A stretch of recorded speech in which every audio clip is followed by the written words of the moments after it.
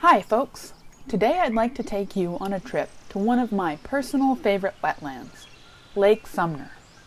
This big, beautiful peat bog is listed on Google Maps as Summer Lake. You can get to it by driving south from Mount Vernon on Highway 9 past Big Lake and turning onto Lake Kavanaugh Road. Just over 3 miles down that road, you will see Sumner Lake on your right. Just behind a set of concrete ecology blocks, a trail winds its way down through the forest land to the bog. When I showed you the wetland near my house, the forest around the wetland had greater vegetation diversity than the wetland itself. This site is just the opposite. You will walk down through the typical lowland forest full of cedars, firs, sword ferns, and salmonberry.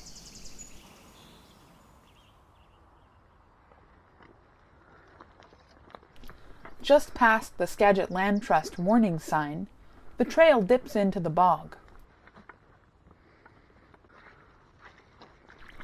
You will have to wade through water past skunk cabbage and over bits of pallets and other wood left behind by hikers.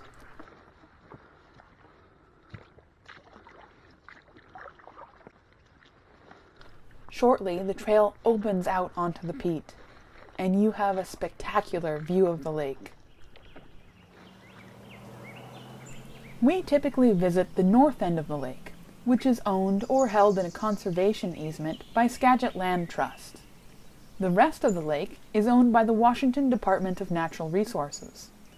The best parking is on the left side of the road, just as the lake comes into sight, though there is also a small pullout at the trailhead itself. Be careful not to block any gates, and know that any parking or trails are used at your own risk. Many of our classes go here on field trips because it is such an interesting location. But if you choose to visit, don't go alone. It's actually a pretty dangerous site, and it's easy to drown, and you don't want to become a bog mummy. Local journalist Andrea Zaver of Big Lake posits the leading theory on how Sumner Lake got its name.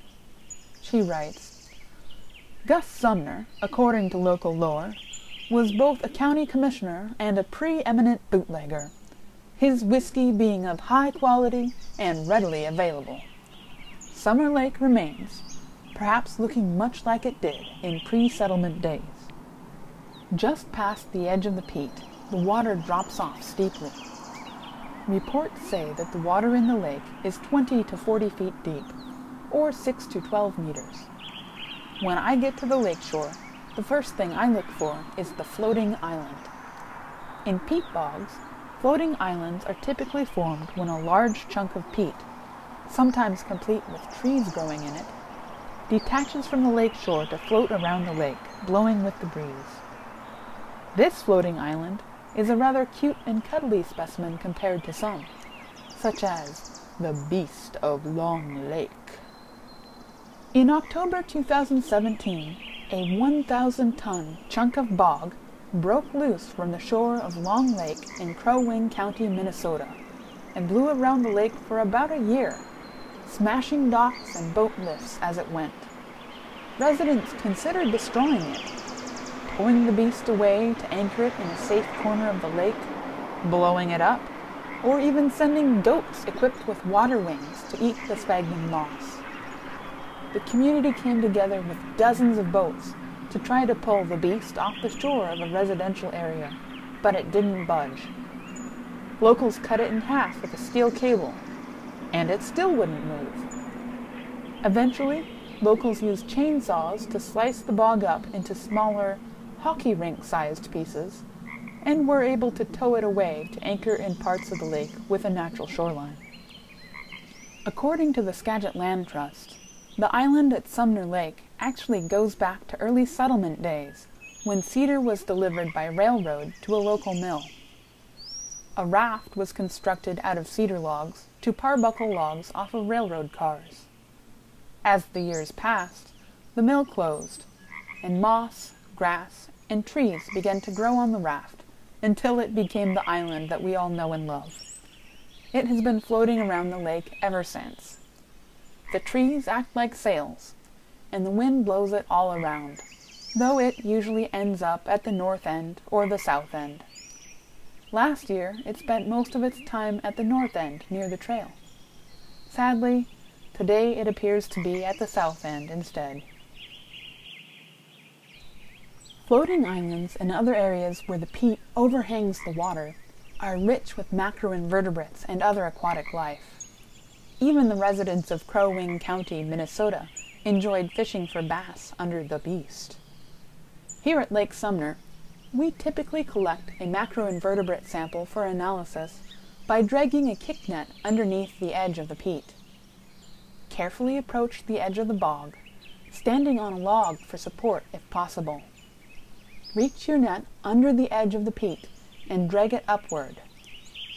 If you like, you can dip your net in the lake like a tea bag to wash the specimen towards one corner for easy transfer to your biota jar. Since you won't get a chance to identify these macroinvertebrates in the lab, I am going to show them to you in a white pan before returning them alive to the lake.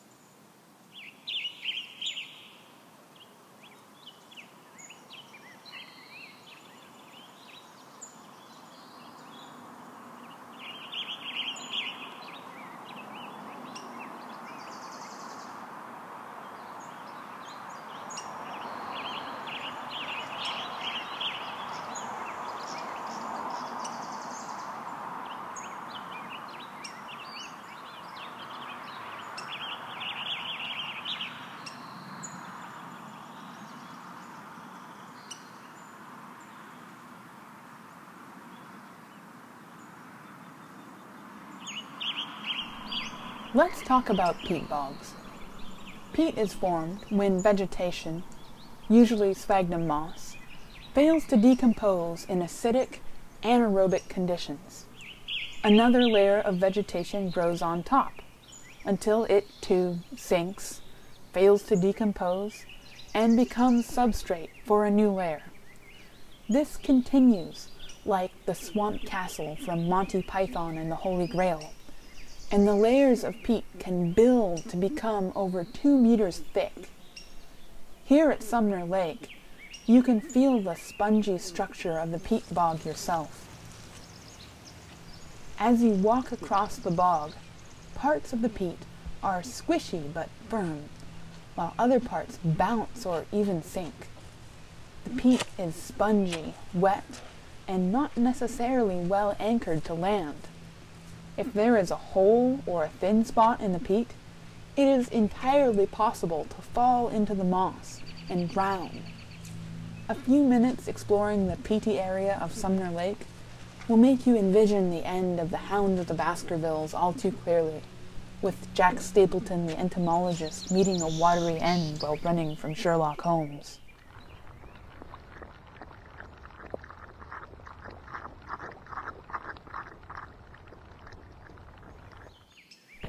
Well, the first thing I look for at Lake Sumner is the fabulous floating island. The second thing I search for is carnivorous plants. Pitcher plants, Venus flytraps, and sundew have all been found in this bog.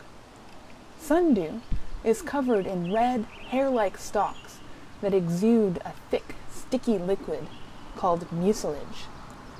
Insects become stuck to the hairs and are digested by the plant. This is an important source of nitrogen for the sundew, which wouldn't otherwise be able to obtain sufficient nutrients from the bog. When we visit Sumner Lake during the winter, we don't usually notice the sundew because the plant spends the cold season as a bud of tightly curled leaves called a hibernaculum. However, we do usually see pitcher plants. The pitcher plants at Sumner Lake are invasive, But since they don't appear to have a negative impact on the local ecosystem, and since they are endangered in their home region, they are left alone by land managers. Unfortunately, we are late enough in the year that most of the pitchers have died and dried up. When they are alive, the pitchers are full of water in which trapped insects drown. This lets the plant digest the insects at their leisure. The water inside the pitchers actually contains plankton. When we visit, we typically collect samples using a dropper pipette for microscopic keying at the lab. Pitcher plants aren't the only invasive species in this bog, which is also said to host the omnipresent facultative wetland indicator reed canary grass. Native rushes, another facultative wetland indicator, can be found along the edges, and the wetland obligate cattail is interspersed with water lilies in small ponds throughout the margins of the wetland. The native bog cranberry calls Sumner Lake its home, as does a pair of interesting but easily confused native species, bog laurel and Labrador tea.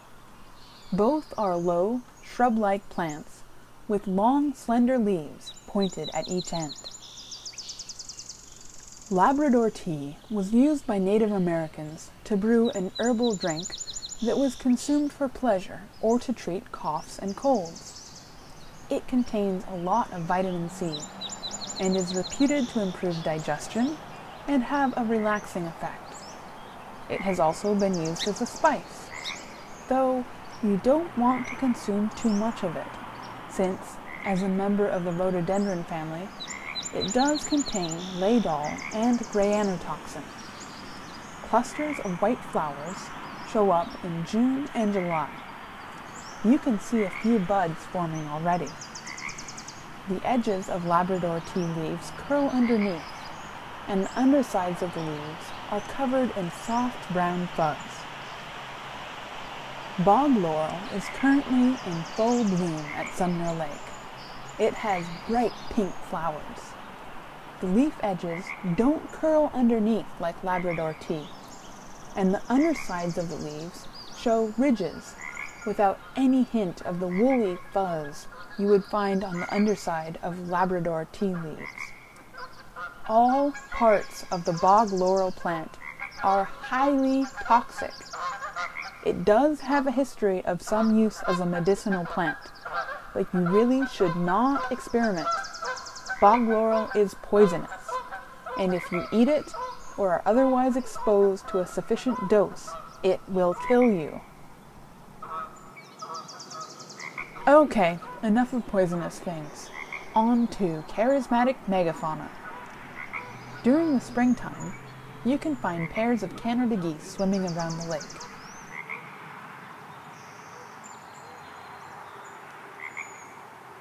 You can find beavers too, especially in the early morning.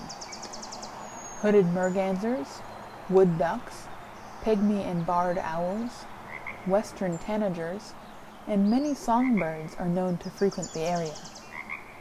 I actually saw a wood duck flying out of a nesting area on one early morning trip, but did not get my camera up in time. On a warm day, if you hike northward onto the peat, you may find garter snakes bathing in the sun. Fishermen can also be found floating around the lake on float tubes, casting for bass, trout, and crappie. Thank you for letting me take you to Sumner Lake. This is a beautiful sight, and if you have never visited, I do hope you take a member of your immediate household to carefully explore this ecologically sensitive, unique area. Stay healthy and safe, everybody. See you later.